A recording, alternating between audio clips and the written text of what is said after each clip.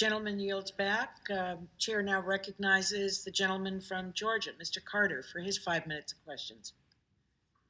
Thank you, Madam Chair, and thank all of you for being here. I want to talk about an area. Professor Collette, I'll direct this to you. I don't know if you've ever heard of Rankin, Georgia.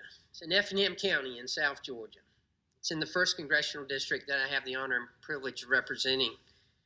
In Rankin, there's the Pregnancy Care Center of Rankin, and they offer a number of different services, including a free ultrasound to patients who are thinking about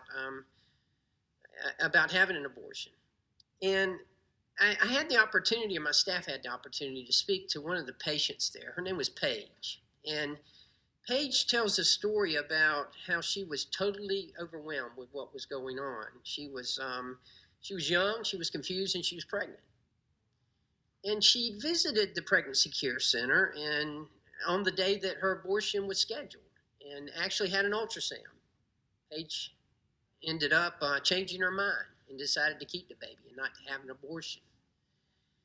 And I mention this because, this feeling of overwhelming uncertainty, I think, is certainly something that I would imagine happens to a lot of people in the same situation. So tell me how it is, in your opinion, Professor Collette, that a state that requires an ultrasound before someone has an abortion, that patients have a full understanding of their decision.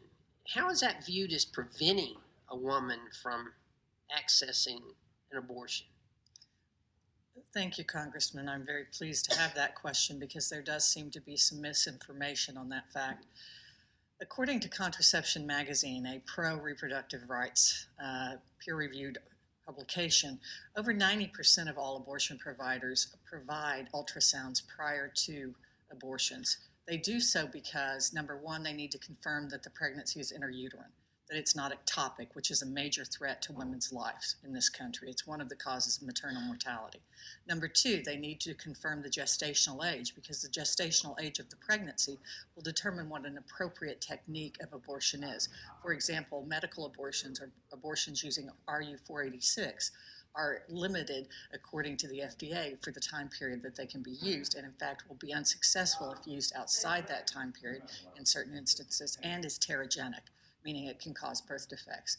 They also do an ultrasound in order to make sure, and the reason, I was just puzzling about why Ms. Alvarado had to have 2 ultrasounds, but it's possible either that because the North Dakota clinic did one in Minnesota, or the other possibility is that the physician was worried about fetal demise. If there has already been fetal demise prior to the abortion, then it's simply an evacuation of the uterus. And so in that instance, the emotional response to it will feel different. So ultrasound is something that any responsible care provider would do prior to performance of an abortion. Where the dispute typically is whether or not the woman, whether or not the view of the ultrasound should be positioned in such a way that the woman could see it, whether or not it's in her field of vision or not. The woman, to my knowledge, under all of these laws has the right to look away, but that's really the question. So in your view, this bill that we are considering, what would it mean to patient safety? I mean, when we talk about abortion services, and it's said that one of the safest medical procedures in the United States, yet in your testimony you question the evidence used to back that claim. That is correct, Congressman. Again, I would use the analogy of trying to regulate the tobacco industry based on the Tobacco Research Institute.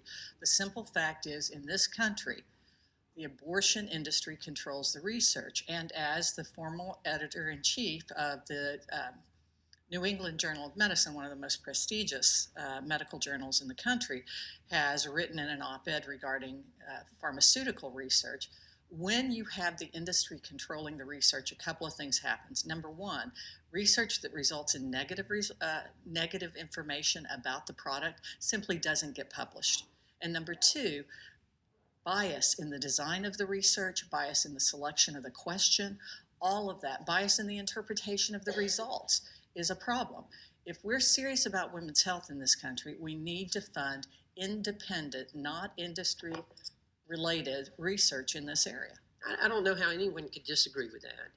I have to adamantly agree with you. It's obvious I'm pro-life, and I feel very strongly about it. My constituents most of them are that way as well. So thank you for your work. Thank you for being here, and I yield back. The gentleman yields back.